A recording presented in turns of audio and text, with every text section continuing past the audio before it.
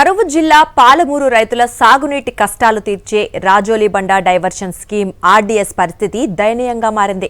3 రాష్ట్రాలతో ముడిపడిన ఆర్డీఎస్ మరోసారి కష్టాల్లో పడింది. ఆధునికీకరణ పనులు చేపట్టకపోవడంతో ఆనకట్ట, కాలువలు అధ్వాన్నంగా మారాయి. దీనికి తోడు ఎగువన ఉన్న కర్ణాటకలో అక్రమంగా నిర్మిస్తోన్న ఎత్తిపోతల పథకాలు తెలంగాణలోని నడిగడ్డ రైతుకు గుడిబండగా మారుతోంది. పాలకుల నిర్లక్ష్యానికి అధికారుల అలసత్వం తోడవటంతో రాజోలిబండ డైవర్షన్ స్కీమ్ పూర్తిగా చతికిలపడింది.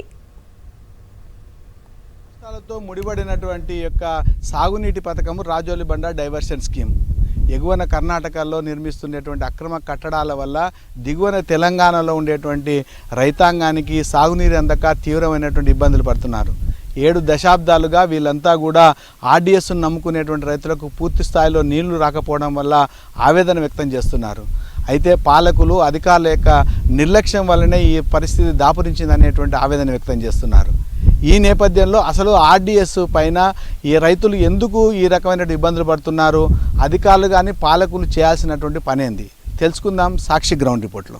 కర్ణాటక రాష్ట్రం రాయచూర్ జిల్లా మాన్వి తాలూకాలో రాజోలిబండ డైవర్షన్ స్కీమ్ ఉంది. నిజాం పాలనలో చేపట్టిన ఈ పథకం 1958లో అందుబాటులోకి వచ్చింది.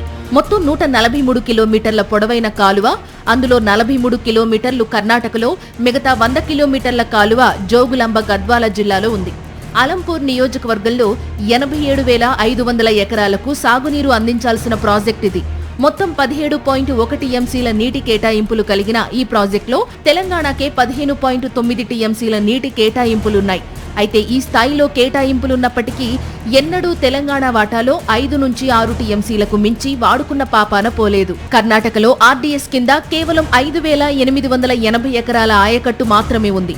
కానీ అక్రమంగా నీటిని తోడుకుంటూ 15,000 ఎకరాల వరకు సాగు చేస్తున్నారు. కర్ణాటకలో ఆర్డీఎస్ పై అక్రమ కట్టడాలు యథేచ్ఛగా సాగుతున్నాయి. ఇప్పటికే అనధికారికంగా జల విద్యుత్ ప్రాజెక్టు కూడా నిర్మించారు. ప్రైవేట్ ఆక్రమణకు, అక్రమ మోటార్లకు లెక్కే లేదు. దీంతో కిందకు నీరు రాక పాలమూరు అన్నదాతలు అల్లాడుతున్నారు. తాజాగా ఆర్డీఎస్ హెడ్ వర్క్ వద్ద తాగునీటి అవసరాల కోసమని 100 మీటర్ల దూరంలో ఎగువన కురిడి ఎత్తిపోతల పథకాన్ని నిర్మిస్తున్నారు. దీని ద్వారా 2 టీఎంసీల నీటిని లిఫ్ట్ చేయడానికి పనులు చకచకా సాగుతున్నాయి. ఇప్పటికే నీరు రాక ఇబ్బంది పడుతున్న తెలంగాణ రైతులు తాజా నిర్మాణంతో మరింత ఆందోళన వ్యక్తం చేస్తున్నారు. ఎప్పుడో 7 దశాబ్దాల క్రితం గచ్చతో నిర్మించిన ఆర్టీఎస్ ఆనకట్ట బలహీనపడింది. దాన్ని ఆధునీకరించాల్సి ఉంది. ఎత్తు కూడా పెంచాలి. ఏళ్ల తరబడి పూడిక తీయకపోవడంతో ఆర్డీఎస్లో ఇసుక, బురద పేరుకుపోయింది. అక్కడ పేరుకుపోయిన బురద, మట్టి, ఇసుకపై నడుచుకుంటూ ఆనకట్ట ఎక్కుతున్నారంటే పరిస్థితి ఎంత దయనీయంగా ఉందో అర్థమవుతుంది. కాలువల లైనింగ్ శిథిలమైంది.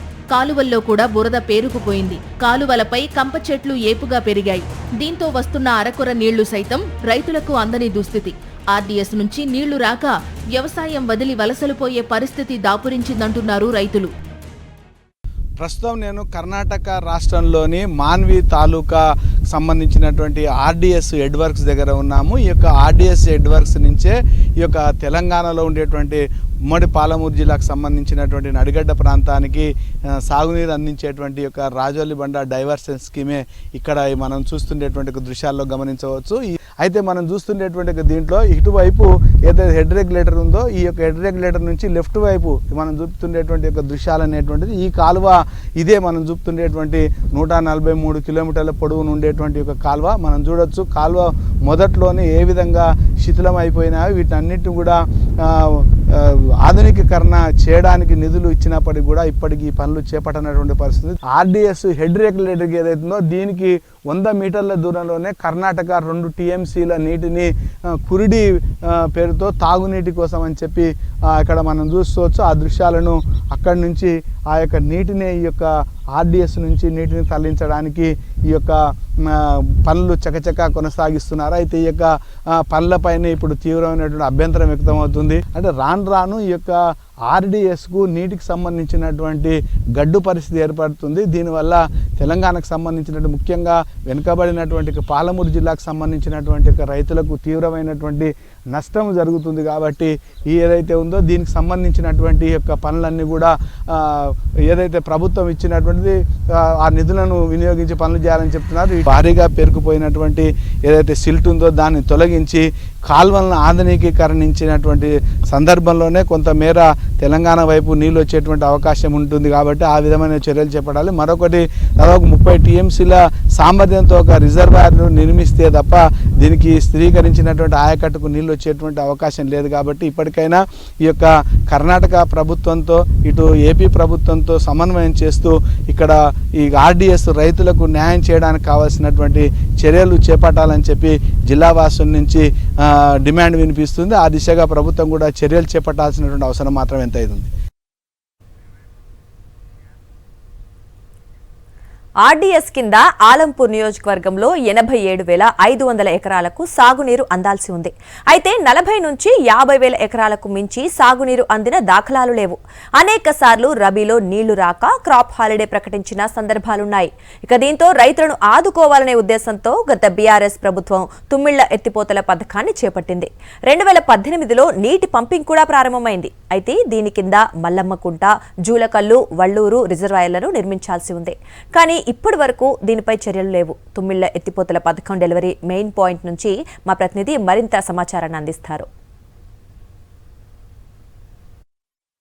ప్రస్తుతం నేను తుమ్మిళ్ల ఎత్తిపోతల పథకానికి సంబంధించినటువంటి దగ్గర ఏదైతే డెలివరీ మెయిన్ ఉందో అక్కడ ప్రస్తుతం నేనున్నాను. అయితే ఈ యొక్క ఆర్డీఎస్ ద్వారా రైతులకు ఏళ్ల తరబడి ఆయకట్టుకు నీళ్లు రాకపోవడంతో అప్పటి బీఆర్ఎస్ ప్రభుత్వము ఈ యొక్క తుంగభద్ర నది నుంచి యొక్క నీటిని తరలించి తుమ్మిళ్ల ఎత్తిపోత పథకాన్ని 2018లో ప్రారంభించడం జరిగింది. దాదాపు 870 కోట్ల నిర్మాణ వ్యయంతో చేపట్టినటువంటి ఈ యొక్క ప్రాజెక్టుకు సంబంధించినటువంటి దాంట్లో మొత్తంగా ఇక్కడి నుంచి మనం చూస్తుండేటువంటి యొక్క ఏవైతే ఇక్కడ డెలివరీ మెయిన్ నుంచి 2 పంపులకు సంబంధించినటువంటి డెలివరీ ఉంటే ఒక్కొక్క దాంట్లో నుంచి మనకు 360 క్యూసెక్ల యొక్క నీళ్లు బయటకు వస్తాయి. అంటే మొత్తంగా 720 క్యూసెక్ల యొక్క నీళ్లు మనకు యొక్క కాలువల ద్వారా ఇక్కడ ఉండేటువంటి 20వ డిస్ట్రిబ్యూటర్ నుంచి కింది వైపు 40 వరకు పోవడానికి అవకాశం ఉంది. అయితే ప్రధానంగా ఈ 270 కోట్లతో చేపట్టినటువంటి పూర్తయినటువంటి పనుల్లో మనకు ఈ యొక్క డిస్ట్రిబ్యూటర్ అనేటువంటి దానికి లైనింగ్ లేకపోవడం వల్ల మాత్రము పూర్తి స్థాయిలో నీళ్లు అందుకోలేనటువంటి పరిస్థితి ఉంది. మరొకంగా ఈ యొక్క ప్రాజెక్టు పరిధిలో ప్రధానంగా 3 రిజర్వాయర్లను ప్రతిపాదించడం జరిగింది. అందులో ఒకటి మల్లమ్మకుంట 1.2 టీఎంసీ, తర్వాత జూలకల్లు 0.3 టీఎంసీ, తర్వాత వల్లూరుకు సంబంధించి 1.5 టీఎంసీతో ఈ యొక్క రిజర్వాయర్లను ప్రతిపాదించినప్పటికీ కూడా ఆ ప్రతిపాదన ముందుకు పడకపోవడంతో కేవలం వరదలు వచ్చినటువంటి సమయంలోనే పంపింగ్ చేసి ఈ యొక్క నీటిని వాడుకోవడం అనేటువంటిది జరుగుతుంది. రైతులు ఒకటే డిమాండ్ చేస్తున్నారు. మల్లమ్మకుంట అయితే 3 రిజర్వాయర్లను నిర్మాణం వెంటనే చేపట్టాలనే డిమాండ్ ఓవైపు చేస్తుంటే ఈ యొక్క నిర్మాణం అయ్యేటువంటి యొక్క ఏవైతే రిజర్వాయర్లు ఉన్నారో అవి తక్కువ ఉన్నాయి. కాబట్టి మల్లమ్మకుంటను 5 టీఎంసీలకు పెంచినట్టయితే ఈ యొక్క ఆర్డీఎస్ రైతులకు కొంత మేలు జరుగుతుంది అనేటువంటి అభిప్రాయాన్ని ఇక్కడ ఉండేటువంటి రైతులు అభిప్రాయపడుతున్నారు. మొత్తంగా ఏదైతే ఇక 2 మనం డెలివరీ మెయిన్ చూస్తున్నామో దీనికి అటువైపున మనకు 3వది అక్కడి నుంచి మళ్ళీ పైపు లైన్ ద్వారా 750 క్యూసెక్ల డిశ్చార్జ్ కలిగినటువంటి మరొక లైన్ రావాల్సింది. ఆ యొక్క లైన్ ద్వారా వచ్చినటువంటి నీరు అనేటువంటిది ప్రస్తుతం నేను చూపుతుండేటువంటి యొక్క ముందర వైపు ఏదైతే ఉందో అక్కడ ఆ యొక్క విద్యుత్ స్తంభాల దగ్గర మల్లమ్మకుంట రిజర్వాయర్ అనేటువంటి నిర్మాణం జరగాల్సినటువంటి ఉంది. దానికి సంబంధించినటువంటి ప్రజాభిప్రాయ సేకరణ కూడా పూర్తి కావడం జరిగింది. ఆ విధంగా ప్రభుత్వం చర్యలు చేపట్టినట్టయితే మాత్రము ఈ యొక్క ఆర్డీఎస్ ద్వారా నమ్ముకునేటువంటి రైతులు ఏళ్ల తరబడి నీళ్లు లేక సారవంతమైనటువంటి భూములు ఉన్నగా బీళ్లు మారుతుండేటువంటి యొక్క పరిస్థితిలో ఈ యొక్క మల్లమ్మకుంట రిజర్వాయర్ తుమ్మిలను నుంచి అదనంగా ఏదైతే నీటిని తీసుకొని రైతులకు మేలు జరిగేటువంటి ప్రక్రియ చేపడితే తప్ప భవిష్యత్తులో ఈ ప్రాంతంలో ఈ యొక్క నీటిని వాడుకొని వ్యవసాయం చేయలేకపోతాం. కాబట్టి ఆ దిశగా ప్రభుత్వం చర్యలు చేపట్టాలనేటువంటి యొక్క డిమాండ్ మాత్రం ఇక్కడ ఉండేటువంటి రైతుల నుంచి వినిపిస్తుంది. ఇక మల్లమ్మకుంట రిజర్వాయర్ 1.2 టీఎంసీ కాకుండా 5 టీఎంసీలతో నిర్మిస్తే బాగుంటుందని రైతులు కోరుతున్నారు.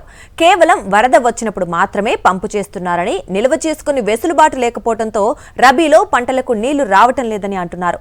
వచ్చిన నీటిలో 20 నుంచి 30% వృధాగా పోయి తిరిగి తుంగభద్రలో కలుస్తోందని చెబుతున్నారు. గతంలో ప్రతిపాదించిన చిన్నోనిపల్లి రిజర్వాయర్ నుంచి ఆర్టీఎస్ ఆయకట్టుకు నీటిని తరలించాలి అనే ప్రతిపాదనను కూడా పరిశీలించాలని రైతులు కోరుతున్నారు.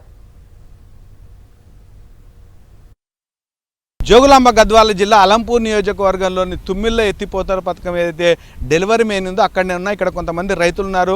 వాళ్ళు ఏ రకమైనటువంటి ఇబ్బందులు పడుతున్నారు, వ్యవసాయానికి నీళ్ళు అందక అనేటువంటి విషయాలను అడిగి తెలుసుకుందాం. వాళ్ళకి ఏం కావాలని అడుగుదాం. చెప్పండి, మీరు ఆర్డీఎస్ నుంచి చాలా కాలంగా నీళ్ళు లేవనేటువంటి ఆందోళన చెందుతున్నారు. తుమ్మిళ్ళు వచ్చింది తర్వాత మీరు ఆర్డీఎస్ నుంచి ఎట్లా ఇబ్బంది పడుతున్నారు, తుమ్మిళ్ళ వల్ల ఎట్లా మేలు జరగాలంటే ఏం చేయాలి? మాకు 2018లో కేసీఆర్ గవర్నమెంట్ ఉన్నప్పుడు తుమ్మిల లిఫ్ట్ ఆయన మాకు చేసినా కానీ ఆ లిఫ్ట్ ద్వారా మాకు కొంత మేలు జరిగినప్పటికీ మరీ పూర్తి స్థాయి మా రైతులకు మేలు జరగాలంటే తుమ్మిళ్ళ ఇది మల్లమ్మకుంట రిజర్వాయర్ అయితేనే బాగుంటుంది. ఈ వ్యవసాయం తప్ప వేరే ఆధారం ఏం లేదు సార్, ఓన్లీ వ్యవసాయమే. ఈ వర్షాలు ఇప్పుడు సకాలంలో పడతలేవు, పన్న కానీ ఎక్కడో పడతాయి, డ్రై స్పెల్ వస్తుంది. ఇప్పుడు మోటార్ నడుస్తుంది సార్. ఇప్పుడు ప్రస్తుతానికి ఈ మోటార్ ఎప్పుడు బంద్ అయ్యేది తెలియదు సార్. అదే మాకు రిజర్వాయర్ ఉంటే మాకు ఈ మోటార్ ఎప్పుడు వర్షాకాలం వర్షం నీళ్ళు ప్రవహించేది బంద్ అయితే మోటార్ బంద్ అవుతుంది. మాకు అదే రిజర్వాయర్ ఉంటే దాంట్లో మనం స్టోరేజ్ చేసుకుంటాం సార్. మాకు చెప్పండి, మీరు ఆర్డీఎస్ నుంచి ఎట్లా ఇబ్బంది పడుతున్నారు? మామూలు రైతులు సార్, ఈ మల్లమ్మకుంట అయితేనే మాకు మంచిగా ఉంటుంది.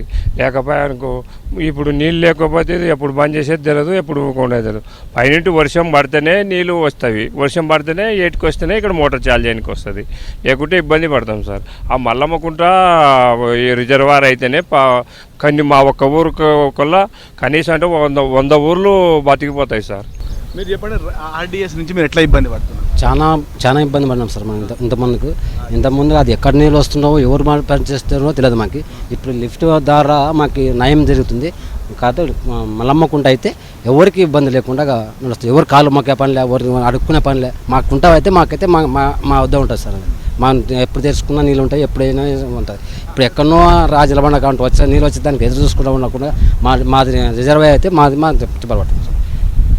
ఓకే, ఇది ఉండేటువంటి ఒక రైతులు అయితే ప్రభుత్వం గతంలో చేపట్టినటువంటి తుమ్మిళ్ళ వల్ల కొంతమేర లాభం జరుగుతున్నా కూడా రిజర్వాయర్ పూర్తి స్థాయిలో నిర్మాణం జరిగితే ఇక్కడ ఉండేటువంటి రైతులంతా కూడా వ్యవసాయం చేసుకోవడానికి అనుకూలంగా ఉంటుంది. కాబట్టి కనీసం ఈ కాంగ్రెస్ ప్రభుత్వం అయినా నిర్దేశించినటువంటి నిర్మాణం చేపట్టాల్సినటువంటి మల్లమ్మకుంట కానీ జూలకల్లు తర్వాత ఒల్లూరు రిజర్వాయర్లు వెంటనే పూర్తి చేస్తే మరింత మేలు జరిగేటువంటి అవకాశం ఉందని ఇక్కడ ఉండేటువంటి రైతులు చెప్తున్నారు.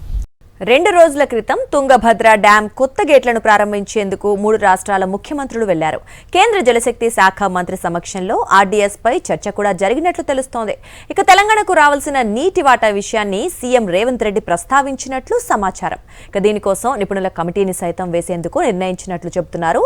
దీంతో ఆర్డీఎస్ ఆయకట్టు రైతుల్లో ఆశలు చిగురిస్తున్నాయి. మరి ముఖ్యంగా చివరి ఆయకట్టు రైతులు మరిన్ని ఆశలు పెట్టుకున్నారు. ఇప్పటికే వాళ్ల పరిస్థితి దయనీయంగా ఉంది. ఇక ఇప్పటి వరకు చివరి ఆయకట్టుకు నీళ్లు రాలేదని, తాము బతికుండగా నీళ్లు చూస్తామో లేదో తెలియదంటున్నారు. చివరి ఆయకట్టు రైతులతో మా ప్రతినిధి విజయ్ భాస్కర్ మాట్లాడారు. ఆర్డీఎస్ చివరి ఆయకట్టు రైతుల యొక్క పరిస్థితి చాలా దయనీయంగా ఉంది. ఇప్పటికి కూడా ప్రాజెక్టు పూర్తి అయినప్పటి నుంచి చివరి ఆయకట్టుకు నీళ్లు అందలేదంటే ఈ యొక్క ప్రాజెక్టు పైన పాలకులకు కానీ అధికారులకు ఏ రకమైనటువంటి చిత్తశుద్ధి ఉందో మనకే అర్థమవుతుంది. ఇక్కడ కొంతమంది రైతున్నారు చివరి ఆయకట్టుకు సంబంధించినటువంటి వాళ్ళని అడిగి తెలుసుకుందాం. చెప్పండి సార్, మీకు ఆయకట్టుకు నీళ్లు వచ్చినా ఎట్లా ఉంది పరిస్థితి? ఇప్పుడు రావడం లేదు, వర్షం వచ్చినప్పుడు వస్తాయి. వర్షం వచ్చినప్పుడు ఎవరికి అవసరం లేదు కాబట్టి కింద దాకా వస్తాయి, అవసరం ఉన్నప్పుడు రావు. ఎట్లా ఉంది పరిస్థితి? మరి కాలువల పరిస్థితి? కాలువలు మరీ దయనీయంగా ఉన్నాయి. పుడక తీసే పరిస్థితి లేదు, పుడక తీయడం లేదు, కంప చెట్లన్నీ మూసుకుపోయినాయి, నీళ్ళు రావడం లేదు సరిగా. అసలు ఆర్డీఎస్ కాలువలో నీళ్ళు ఇంతవరకు ఇప్పటిదాకా మేము చూడలేదు, తర్వాత చూస్తామో లేదో కూడా మాకు తెలీదు. ఆర్డీఎస్ కాలువ ఉంది ఇక్కడ, ఈ లాస్ట్ ఆర్డీఎస్ కాలువని పూడ్చి కూడా స్థలం అమ్ముకున్నారు. ఇవతల కాలువ ఉంది, అవతల కాలువ లేదు. మరి ఎట్లా నీళ్ళు వస్తాయి? వర్షం పడినప్పుడు నీళ్ళు వస్తాయి అంతే, లేకుండా నీళ్ళు రావు. ఆర్డీఎస్ కాలువ ఎవరు అడిగినా అంటే చెప్తారు అంతే, ఇంకా అందరూ వచ్చేది అడిగి చెప్తారు అంతే. నీళ్ళు అయితే రావడం లేదు సార్ ఎక్కడికి. ఇప్పటికైతే అస్సలు రావు నీళ్ళు. వర్షం పడినప్పుడు అదే ఇప్పుడు పక్కలా చెప్పే కదా, వర్షం పడినప్పుడు వస్తాయి, మిగతా టైంలో రావు. ఆ కాలువలు కూడా కంప చెట్లు పడి ఎక్కువ సిల్ట్ ఎక్కువ పడిపోయింది. అది సిల్ట్ కూడా తీస్తే వస్తాయి నీళ్ళకి సక్రమంగా. అది తుమ్మిల లిఫ్ట్ ఇరిగేషన్ అయింది కానీ అది కూడా సక్రమంగా స్టార్ట్ చేయరు. ఎప్పుడు అంటే అప్పుడే. ఇప్పుడు నీళ్ళు వస్తే బాగుంటుంది, కొంచెం పత్తి మొలకలు నిండిపోతున్నాయి కాబట్టి కొంచెం కట్టుకుంటారు అనమాట. ఆర్డీఎస్కు సరి అయినటువంటి పర్యవేక్షణ లేకపోవడం, తర్వాత కాలువలు అధ్వానంగా మారినటువంటి పరిస్థితి అయితే ఎగువ నుంచి కిందికి వచ్చేంత వరకు కాలువ లేక పరిస్థితి అధ్వానంగా ఉండడం చేత చివరి ఆయకట్టుకు నీరు అందకపోవడంతో తమ వ్యవసాయాన్ని ఆధారపడి జీవించేటువంటి తమకు తీవ్రమైనటువంటి ఇబ్బందులు ఎదురవుతున్నాయి. కాబట్టి కనీసం ప్రభుత్వం ఇప్పటికైనా ఈ యొక్క ఆర్డీఎస్ చివరి ఆయకట్టుకు నీళ్ళు అందే విధంగా చర్యలు తీసుకోవాలని మీరు అందరూ డిమాండ్ చేస్తున్నారు. కెమెరామెన్ విజయభాస్కర్, సాక్షి న్యూస్, అల్లాపూర్ నుంచి. మరిన్ని అప్డేట్స్ కోసం ఛానల్ ను సబ్స్క్రైబ్ చేయండి. నోటిఫికేషన్స్ కోసం బెల్ ఐకాన్ పై క్లిక్ చేయండి.